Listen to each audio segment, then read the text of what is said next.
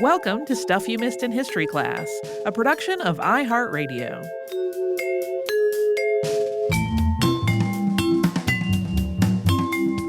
Happy Friday. I'm Tracy V. Wilson. And I'm Holly Fry.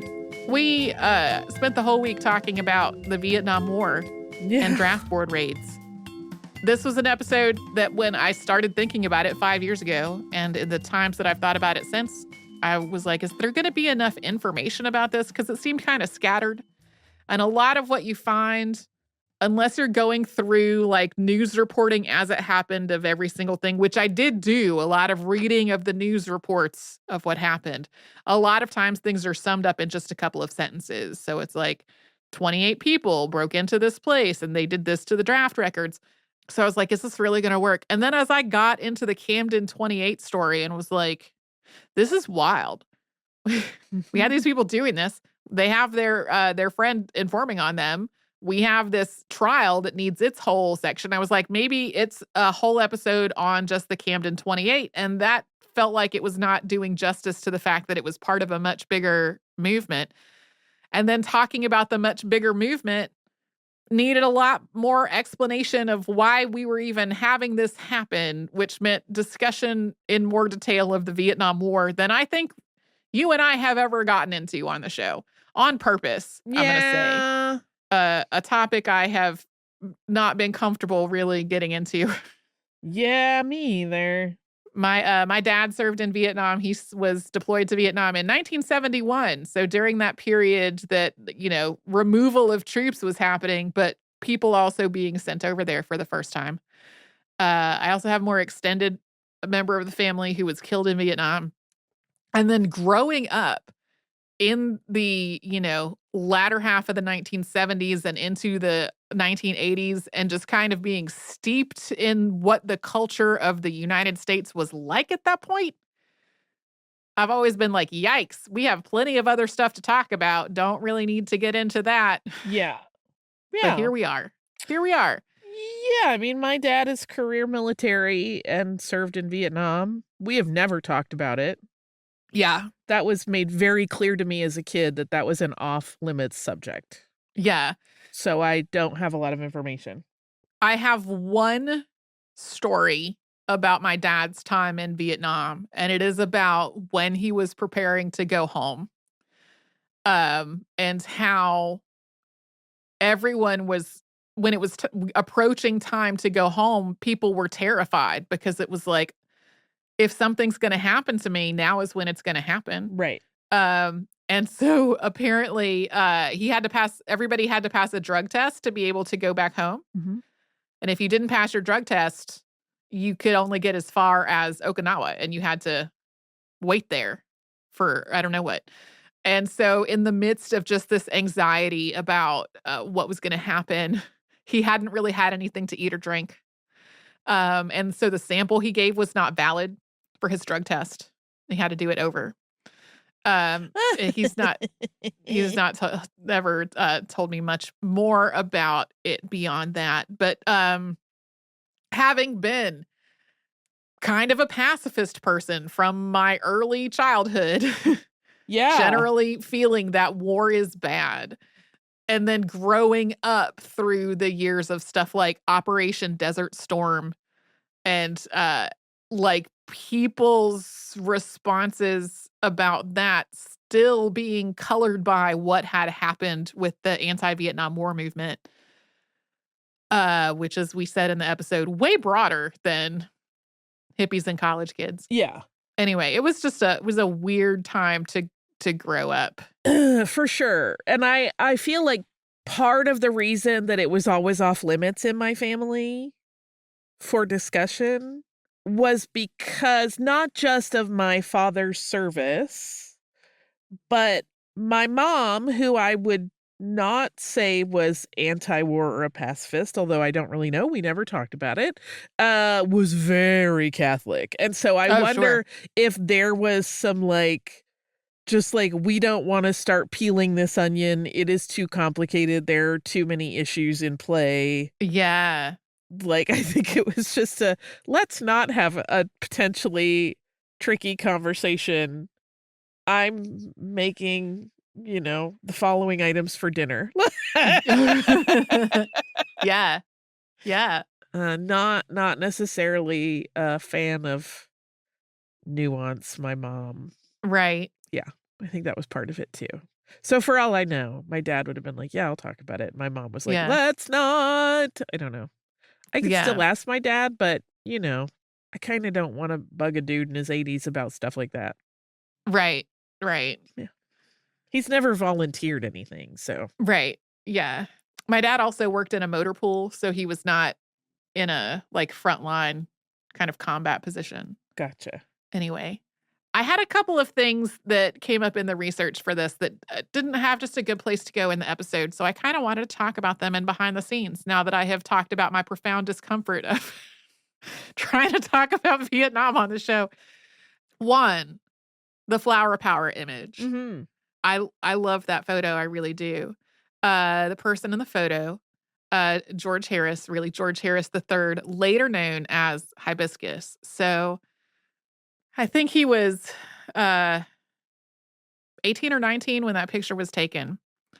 Had a theater background Course he did. from childhood, like theater family, and, like, doing plays with his siblings and all of that. After the war, went to the San Francisco Bay Area and helped found an avant-garde drag performance group called the Cockettes. Mhm. Other Cockettes include Divine. Yeah, I know of the Cockettes. I did Yeah. not realize this was the connection, though. Yeah. So Hibiscus, one of the founders of the Cockettes, also one of the founders of the Angel of Light theater troupe. One of his fellow performers in all of this, in an article about him in the New York Times, described him as, quote, "He came out of the closet wearing the entire closet." I love that so much. It's also very clear that that his gender was pretty fluid, but everything that I have read about him has used he, him pronouns for him. He had a relationship with Allen Ginsberg, like a relationship, Right. like a physical/romantic relationship. So tragically. He died of AIDS-related diseases in 1982. That was so early in the AIDS crisis that the terms human immunodeficiency virus and acquired immune deficiency syndrome had not even been coined yet to describe it.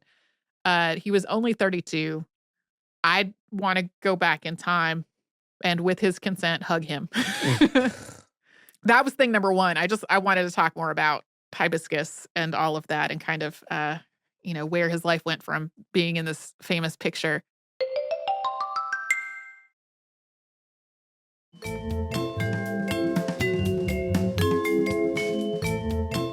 The other thing, Father Michael Doyle. Yeah. This requires a little bit of context. So, in a number of Christian denominations, on Ash Wednesday, there is some kind of, like, observation or service Right. that is usually done with the palms from Palm Sunday the previous year.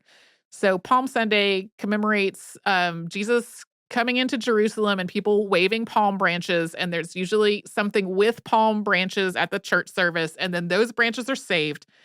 The next year, they are burned to make the ashes for Ash Wednesday. And then on Ash Wednesday, there's something that often involves a person getting some of the ash on their head, often on their forehead, in the shape of a cross. Yep. A lot of different, like I was raised Methodist. We didn't really do this. Oh, yes. I've had the ash face many times. Yes. Catholics do. I think Episcopalians do. Not just broadly speaking, I'm not saying every single Catholic in the world has done this. You do you. I'm not giving commands here. So, Michael Doyle, at some point during all of this, I think it might have been after the trial, made the ashes for Ash Wednesday by burning a copy of the Pentagon Papers. Yeah. Um, I had heard that, but I did not know if that was true or not. I think there's a picture of it. He's burning. Oh, I believe you. I just mean I never looked it up. Like I heard it like a non-verified source was like, "Oh yeah, that happened." And I'm like, "Did it?" Burned the Pentagon Papers in an army helmet. And then, told the congregation about like this Ash Wednesday. Ash was like a peace demonstration. He did get in trouble with the higher up church authority in the Catholic Church for doing this. I didn't write down like what specifically, whether he was reprimanded, exactly what happened, but I was like, man, the Ash Wednesday ashes out of the Pentagon Papers. I don't want to step on anyone's religious convictions, but I was like, I am behind this actually in just a philosophical way. I cannot speak to it from a religious way because, again, it's not part of my religious tradition. Right. I will say this, right? Although he may have gotten in trouble for that, he was a Monsignor when he died. Okay. Which is a title that you get that's bestowed on people for extraordinary service by the Pope. Okay. Yeah. Yeah. The bishop, the hierarchy of the church is very political. But the priest bishop has to recommend them, but then the Pope typically is the one who gives them the actual title of Monsignor. So while he may have had brushes with being reprimanded, ultimately he was recognized for his service. Yeah. He died only a couple of years ago. Yeah. Yeah. So a lot of the people who were involved in this some way died in the period sort of between the 1990s and now, and some are presumably still living, especially the younger people who were part of these demonstrations. So many were already living a life that was really focused on service and was focused on social issues, and went on to continue to do that after the war for the rest of their lives. The book that I mentioned that recently came out about the Camden 28 kind of talked a little bit about the Catholic left movement and some of the things that happened in the years after this, like people who had been part of the anti-Vietnam protests and really dedicated to that work, were not necessarily of the same mind as about things like abortion. Right. And then also there was the massive, sex abuse within the Catholic Church that came to light after all of this. And so all of those things played a part in, how people continued to do work or demonstrations and all of that afterward. I sure do find the Berrigan brothers fascinating. Utterly fascinating. One of them, I do not remember which, went on to get married to a former nun, but still called himself a priest afterward, apparently. They just did a lot of very dramatic work related to a number of causes, including the anti-nuclear weapons movement after all of this. And there's I think, fairly recent book just about them also. That seems correct. So, yeah. This episode was about stuff that's a little more recent than we often talk about. I sort of have realized recently I'm turning 50, which means stuff that happened before I was born happened more than 50 years ago. And I know that seems obvious. It does, but it's also charming. But having started working on this podcast more than a decade ago, it feels a little different, stuff that happened 40 years ago versus stuff that happened 50 years ago, in terms of how much historical remove do we have on this at this point? Right. So yeah. Anyway. Yeah, I was alive during this, so. Yeah. I was born in 1975, so just afterward. But I still feel like the Vietnam War really dominated so much socially and politically. Oh, yes. Through my whole upbringing. Oh, yes. So anyway. Yeah. We're old. I don't know what to tell you. Yeah. Aging is happening.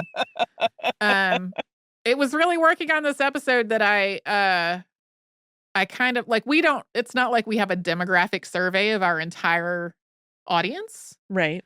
We do have some indications of a little bit of like the demographic trends of our audience. And I was like, we really are at a point where most of the audience probably did not live through the 60s, 70s, and 80s. Yeah, I mean, one of the things that I have loved seeing about our audience, and we have heard it from people when we've done live shows and whatnot, is how many of them, started listening to the show as part of like school curriculum, Oh, yeah. but then continued to listen after they had finished their education. So they're aging up, but that still means that they were much younger when we were, initially talking to them. And yes, Yeah. way outside the time window Right. when this would have been really actively going on. Yeah. Yeah. So, whatever is happening on your weekend, boy, do I hope it is as great as possible. If you're able to take a little time for yourself, have a moment, take a breath, maybe take a walk outside if the weather's nice, maybe just a look outside if the weather's not nice or if you don't want to go out there. We'll be back with a Saturday Classic tomorrow and something brand new on Monday.